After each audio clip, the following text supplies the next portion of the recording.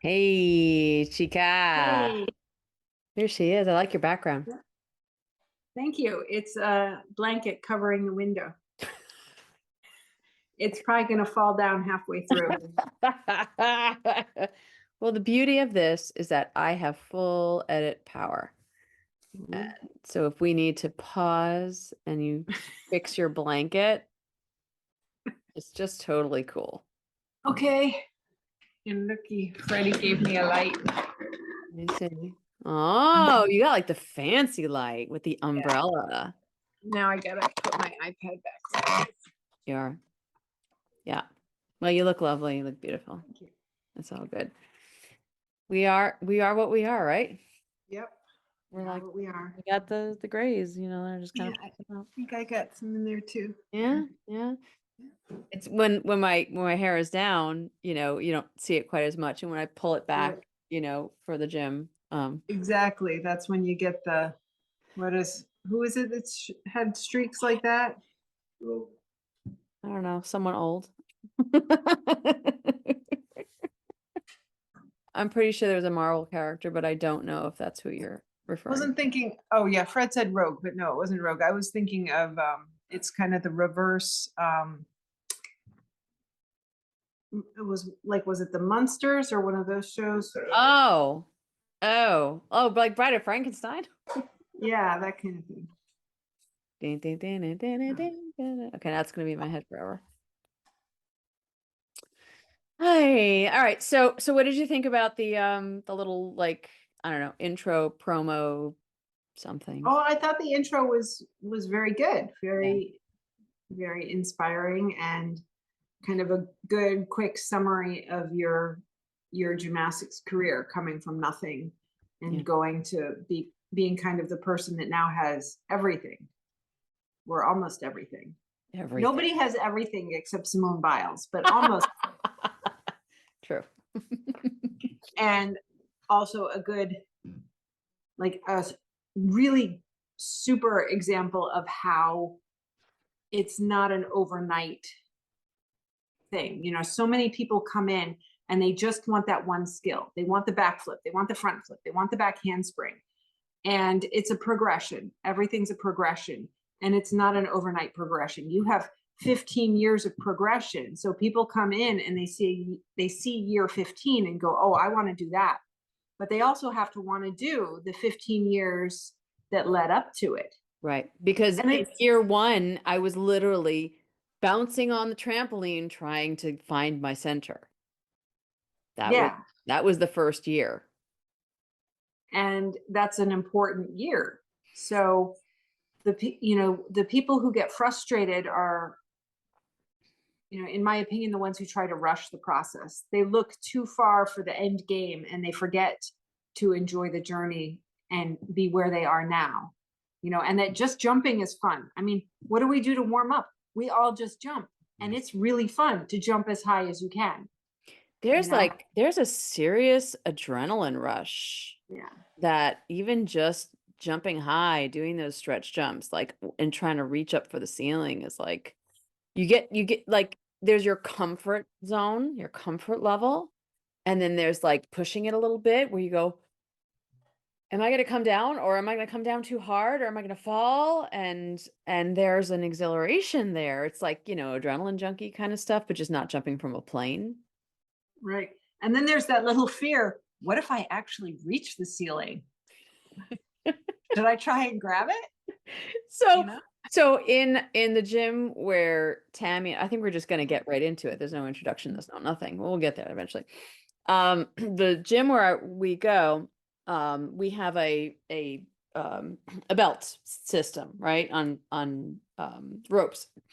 And at the top of it, where it just kind of sits, is like one of those the twisting rings, which I have never used because I couldn't, twisting is just no, never works for me. We can talk about that later. But it's also meant for a 12-year-old's hips. So I could get And like a that's the leg in large. It's age discrimination. They don't make one that's really fit for a adult female body. somebody who's had children or who's grown Mhm. up anywhere into olderness. So we always, kind of when we start, we always have to look up to make sure that whoever was using it last has actually elevated it high enough so that someone like Tammy, who jumps ridiculously high on the trampoline, doesn't actually hit her head on the metal ring that's in the twisting belt. It's phenomenal being an adult gymnast.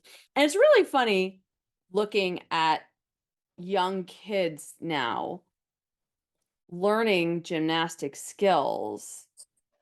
And, there's a couple things that are going on, right? One is that they're kind of, a lot of them are fearless, not all of them, but a lot of them are fearless, which as an adult, we are all fearful because we don't want to break a hip, right? And kids don't really have, they don't have that, they don't want to get hurt, but they're not worried about their responsibilities as adults to like, oh, what if I actually do break something? Then I'm going to be in a cast for how many weeks and all that.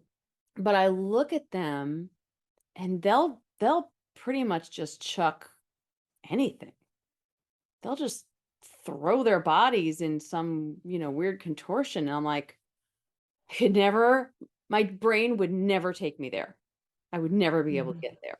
So they have this freedom of, I don't know what you call it, like freedom of just willingness to try almost anything. And that's what, like, I'm trying to get closer to that point, with the caveat that there are limitations. And I do have to work tomorrow, and gymnastics can't be the reason that I can't work tomorrow. Yeah, one thing I have seen with the kids is that they do put all their faith in the adults teaching them.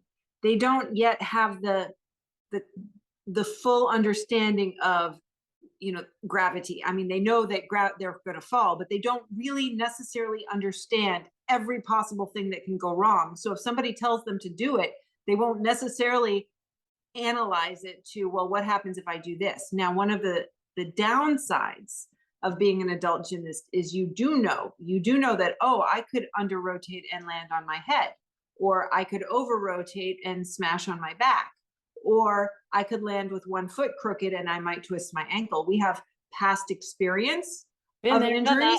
injuries. Because nobody reaches our age in gymnastics or any sport without having some kind of injury or joint pain or something. Like, everybody has something. So that's something to consider.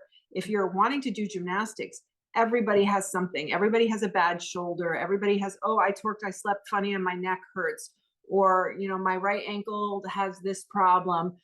Oh, I can't tumble because my knee. Everybody has something.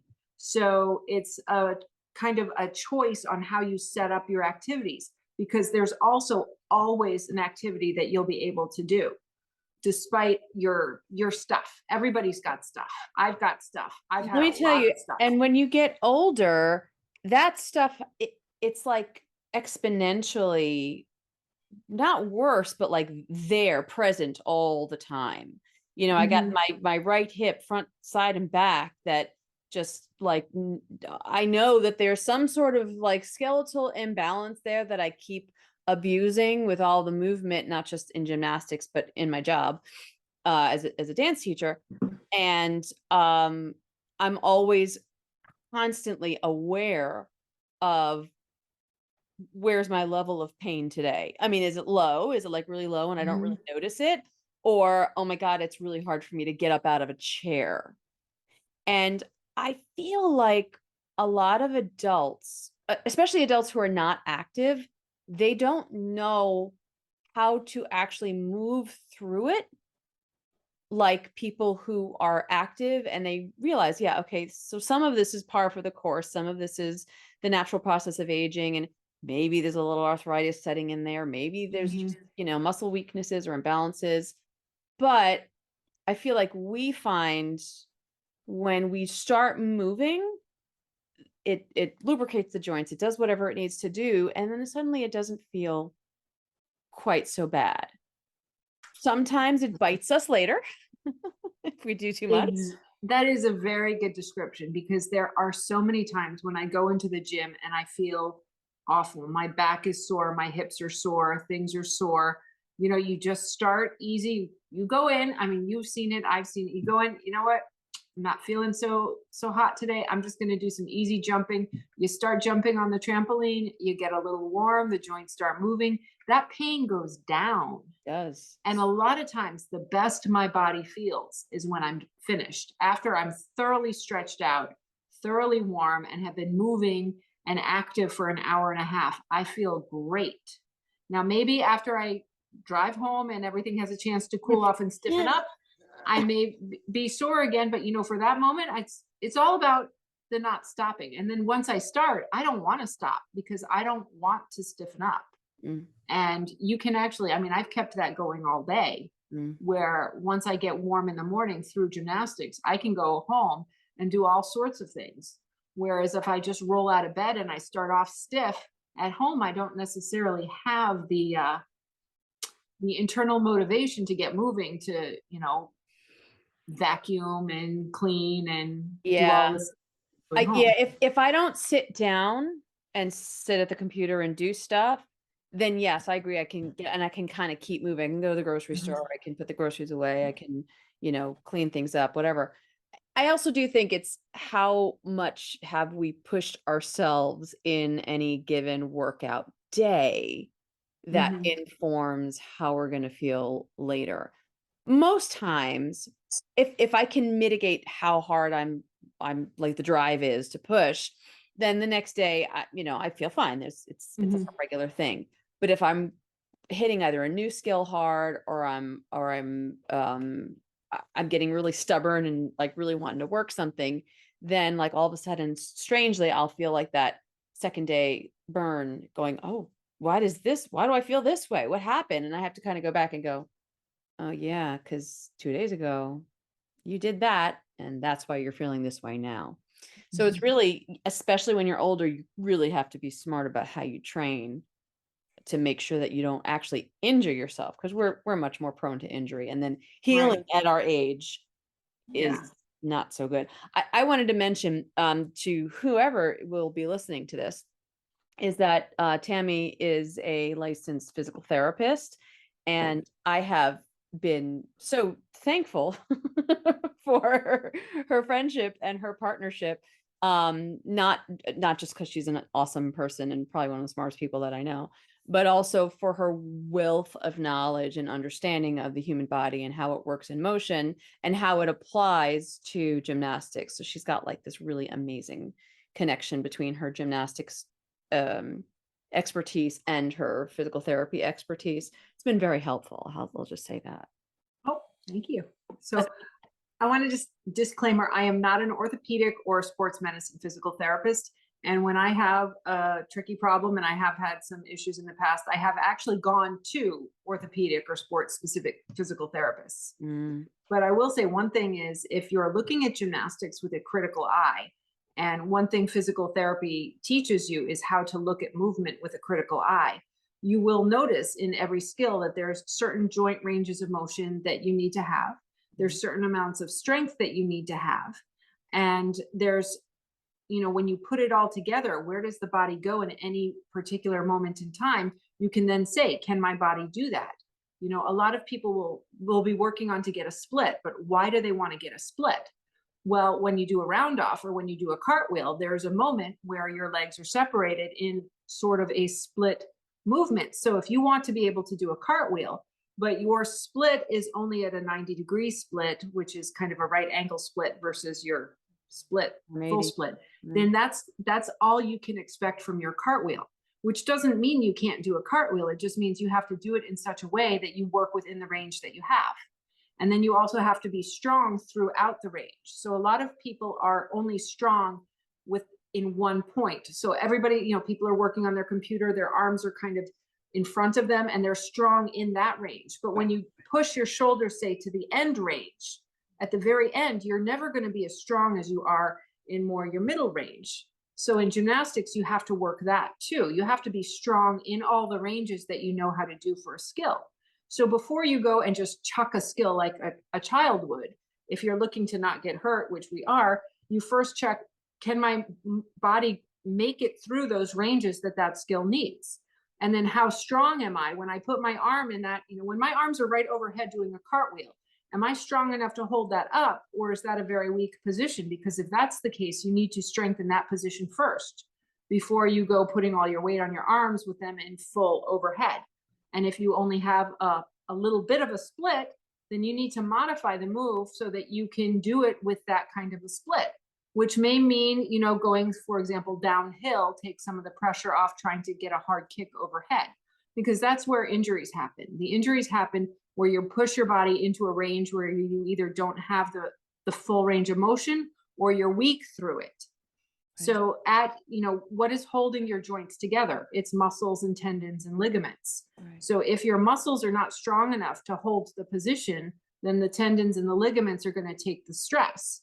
And if you're an older body, potentially maybe they don't want to take that stress. And that's when you end up with the overuse injuries. So Right. you can prevent a whole lot of that by understanding what's in the skill that you're trying to learn. Right. And it doesn't mean that you can't learn it. It just means you'll have to structure your learning to work within your body's capabilities.